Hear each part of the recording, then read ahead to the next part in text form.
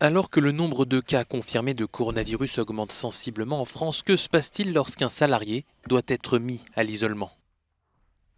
Pendant la quatorzaine, on ne sait pas si la personne a d'ores et déjà développé ou contracté le coronavirus. C'est une mesure de prévention à nouveau. Et donc l'objectif est simplement, pendant une période qui peut être au maximum de 20 jours, de dire on vous met à l'isolement pour voir si vous êtes malade. Dans ce cas, le salarié n'exerce plus son activité mais il perçoit des indemnités journalières sur toute la période grâce à la caisse primaire d'assurance maladie.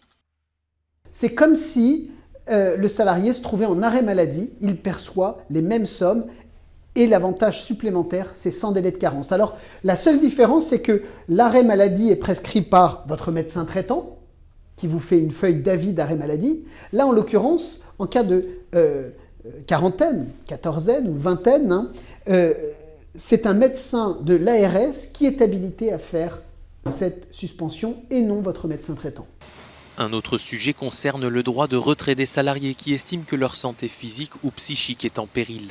Dans ce cas, des dispositifs sont proposés par les employeurs, comme la possibilité de travailler de chez soi.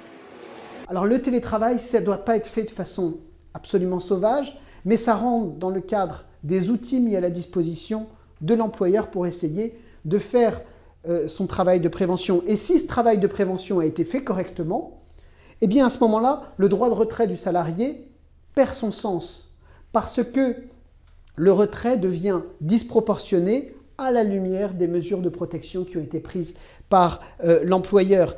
Dans ce cas, l'employeur pourra saisir le conseil des prud'hommes. La juridiction pourra constater ou non que le droit de retrait invoqué par le salarié est injustifié.